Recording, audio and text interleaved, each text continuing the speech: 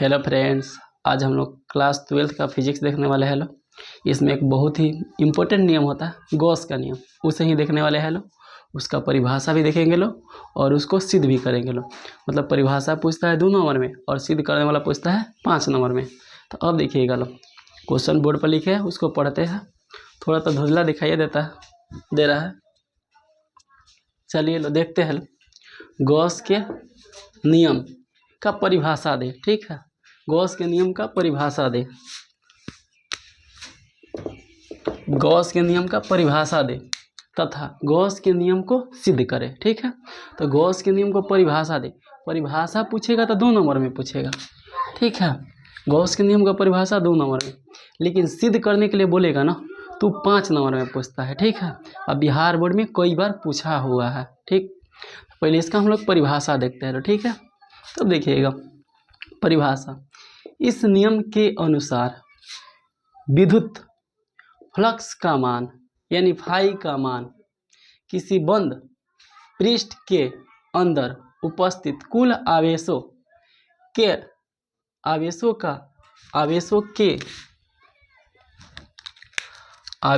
के योग यानी समेशन क्यू तथा 1/ε0 गुना के बराबर होता है। यानी देखिएगा कहने का सेंस क्या हुआ, ये कोई बंद पृष्ठ है, इसे गॉसिय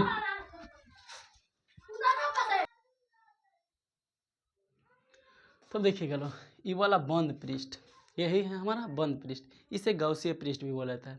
इसमें उपस्थित आवेश का योग 1/ε0 गुना किसके बराबर होता है? विद्युत फ्लक्स का मान, यानी कौन? फाई ई किसके बराबर? Q1 plus Q2 plus Q3 बाटा में कितना? बाटा में 1/ε0 गुना। यानी देखिएगा इसको लिखते हैं अच्छा से, रोक जाइए। Q1 Q2 Q3 किसके बराबर? 1/ε0 गुना के बराबर। और देखिएगा इसमें जितना भी आवेश होगा ना उसका योग ही होगा। Q1 Q2 Q3 Q4 जितना भी दे दे, तो इसको कैसे दिखाते हैं? फाई ई समेशन Q बटा में ε0। ये गॉस के नियम का सूत्र हो गया। तो इतना 2 नंबर में पूछेगा, ये फिगर बनाएंगे, ये वाला लिखेंगे, यहाँ तक आएंगे। ठीक है, ये 2 नंबर लायक हो गया। ये कई बार ऑब्जेक्टिव में पूछ भी लिया जाता है, तो गॉस के नियम के लिए निम्नलिखित में से कौन सही है? तो समेशन Q बटा में ε0। अब ε0 का होता है, इसके बारे में बताए होंगे पीछे क्लास में हम, लेकिन बता देते हैं। इसको क्या बोलते हैं? निर्वात की विद्युतशीलता। ε0 किसे बोलते हैं? निर्वात की विद्युतशीलता। इसका मान भी बताए होंगे पीछे क्लास में, 8.85 × 10⁻12 न्यूटन मीटर प्रति सेकेंड स्क्वायर होता है। ठीक है, इसका मान कितना होता है? 8.85 × 10⁻12। ठीक है, उसका मात्रक भी देता है, कहीं कहीं ना भी देता है। तो ये हमारा ε0 का हो गया निर्वात की विद्युतशीलता। ठीक है, तो इतना स्क्रीनशॉट ले लीजिए ये मतलब इसका परिभाषा हो गया। 2 नंबर लाइक कितना हो गया? ठीक है, बोर्ड में इतना लिख के आइएगा, 2 नंबर मिलेगा, लेकिन 5 नंबर पूछेगा।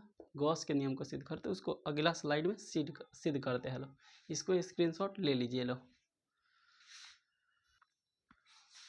देखिए गॉस के नियम को सिद्ध करे, तो इसका परिभाषा देख ले फार्मूला भी देख ले तो जो फार्मूला आया था ना वही सिद्ध करेंगे यानी कितना फार्मूला आया था हमारा? फाई ई मतलब इलेक्ट्रिक फील्ड यानी विद्युत क्षेत्र के लिए आता है ये वाला। कितना? समेशन Q बटा में ε0। इसी को सिद्ध करना है। ठीक है, तो चलिए इसको सिद्ध करते हैं तो देखिएगा सबसे पहले गोला लेते हैं। ठीक है, क्या होगा? बंद गोला। इसका आकृति कोई फिक्स ना होता है, आप चाहे तो इसे टेढ़ भी ले सकते हैं, कोई दिक्कत ना है। ठीक है, हम लोग सीधे ही ले लिया है देखिए इस पर हम लोग आवेश दे देते हैं, कितना? Q दे देते हैं। ठीक है, Q आवेश। अब देखिएगा इसका त्रिज्या कितना? इसका त्रिज्या मान लेते हैं R है, स्मॉल r। इसका त्रिज्या कितना? Small r। अब देखिएगा यहाँ इसके लिए ना सिद्ध करने के लिए एक अल्पांश क्षेत्रफल लिया जाता है। इसको क्या बोलते हैं लो? अल्पांश क्षेत्रफल यानी छोटा क्षेत्रफल। इसको क्या बोलते हैं लो? अल्पांश क्षेत्रफल।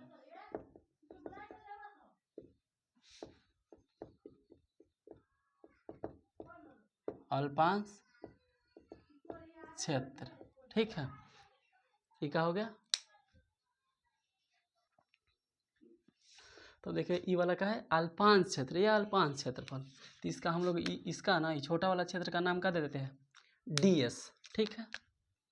ds, इसका नाम क्या गया? ds, ठीक। अब देखिएगा ये कोई पृष्ठ है ना, इससे विद्युत क्षेत्र इसके लंबवत ऐसे निकलता है। तो विद्युत क्षेत्र की दिशा कितना? इधर होगा, वेक्टर ई का दिशा, ठीक है। अब इस क्षेत्रफल सदिश का ना मतलब यानी ds का भी दिशा किधर होगा? इधर ही होगा।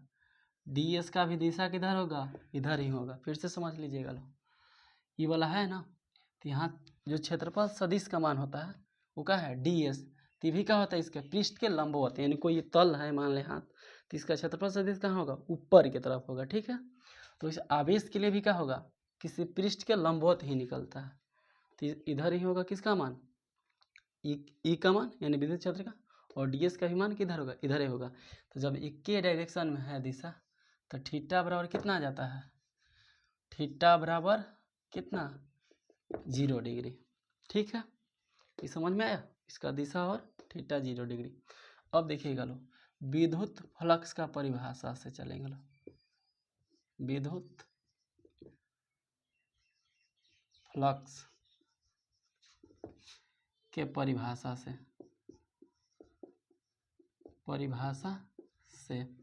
ठीक है। जब विद्युत फ्लक्स का परिभाषा पढ़ते हैं ना, तो वहाँ ये वाला फॉर्मूला होता है डी फाई कितना? ई ds cos थीटा, ठीक है। डी फाई बराबर कितना होता है? ई ds cos थीटा, ठीक है। डी फाई बराबर कितना होता है? ई ds cos थीटा। अब देखिए थीटा का मान कितना है? 0 डिग्री, तो उसको रखते हैं लो,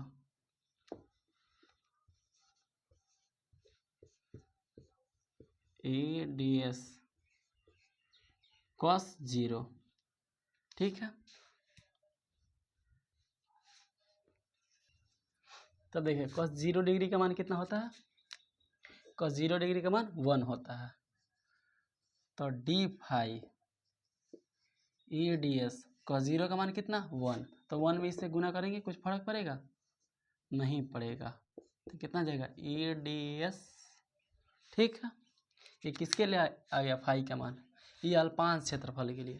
अब इस क्षेत्रफल के लिए, छोटा वाला क्षेत्रफल के लिए, और पूरा क्षेत्रफल के लिए निकालना होगा तो क्या करेंगे? समाकलन करके निकालते हैं, ठीक है। समाकलन का अर्थ होता है ना, ई वाला इतना, फिर इतना, फिर इतना, ऐसे जोड़ते जोड़ते क्या होगा? पूरा पृष्ठ का फाई का मान निकल जाएगा। कब? जब समाकलन करेंगे लो तब। तो इतना स्क्रीनशॉट ले लीजिए लो, इसको रफ करेंगे, इसके आगे सिद्ध करेंगे लो, ठीक है। तो स्क्रीनशॉट ले लीजिए लो।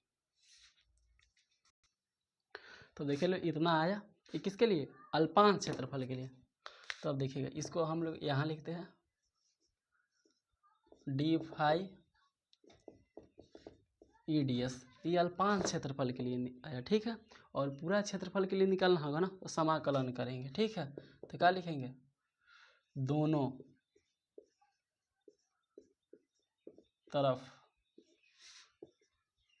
समाकलन करने पर, ठीक है।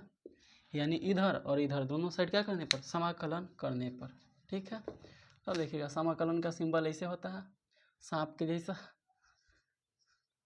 डी फाई ए ds, इसका समाकलन, ठीक है।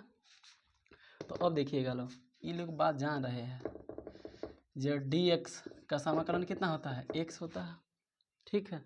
तो ऐसा ही इसका डी फाई का समाकलन कितना होगा? फाई होगा। अब देखिए ई कांस्टेंट है, कांस्टेंट, तो इसको निकाल देंगे लो, किसका? ds का करेंगे लो। अब देखिएगा ये ds हमारा क्या है? ds एक गोला का ना अल्पांश क्षेत्र का भाग है। ऐसे गोला था, इस गोला का अल्पांश क्षेत्रफल यानी छोटा क्षेत्रफल क्या है? भाग है। तो जब छोटा क्षेत्रफल के लिए ds है तो इसका जब पूरा अवकलन समाकलन करते हैं ना, तो इस पूरा का होता है परिधि निकलता है। ठीक है, ये पूरा गोला का परिधि निकलता है। ठीक, तो गोला का परिधि कितना होता है, गोला का परिधि कितना होता है 4πr²। ठीक है, तो e इसका मान कितना जाएगा 4πr²। ठीक है, तो इतना आ गया।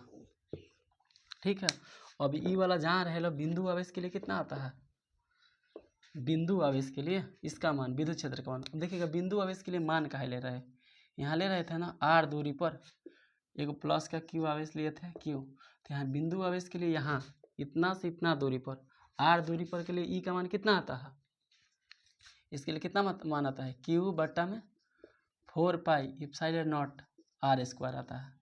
ये बिंदु आवेश के लिए बात समझ में आ रहा है ना, तो इसीलिए इसका बिंदु आवेश के लिए फार्मूला इसको लिखेंगे ई का मान। तो यहाँ लिखते हैं लो फाई, अभी कितना होता है ई का मान बिंदु आवेश के लिए q बट्टा 4πε0r²। ठीक है, अब देखिएगा इसका मान कितना है 4πr²।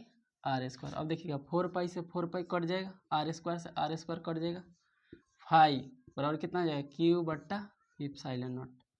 तो अब देखिएगा इसके बराबर ई वाला व्यंजक आ गया। और देखिए ई पता है काहे के लिए लगाया है, विद्युत क्षेत्र के लिए लगाया है। ठीक है, तो ई यहाँ भी लिख सकते हैं, कोई दिक्कत ना, एक के जगह लिखिएगा। ठीक है, इधर लिखिएगा थोड़ा समय भी मतलब नुकसान होगा। तो देखिएगा यहाँ हम एगो आवेश लिए थे, अभी ये पृष्ठ लिए थे ना, तो कौन आवेश लिए थे एगो की आवेश लिए थे, तो इसलिए एगो आया है, तो इसका एगो आया है। ठीक है, तो यहाँ एगो था तो एगो आया, आपको मान होगा तो 5 गो 10 गो जितना मान होगा उतना लिख सकते हैं। तो यही इनका क्या हो गया, गॉस के नियम सिद्ध हो गया। यहाँ तक आइएगा 5 में 5 नंबर मिलेगा, कंफर्म है। ठीक है ना, तो इसको इम्पोर्टेंट में लगा लीजिएगा, बहुत ही इम्पोर्टेंट है ये वाला टॉपिक बोर्ड एग्जाम के लिए। ठीक है, तो क्लास आज इतना ही रखते हैं लो। ठीक है, उम्मीद करते हैं इतना क्लास अच्छा लगा होगा, अच्छा लगा होगा तो शेयर लाइक सब्सक्राइब जरूर कीजिएगा लो, और शेयर भी कीजिएगा लो। ठीक है, आज क्लास इतना ही रखते हैं लो।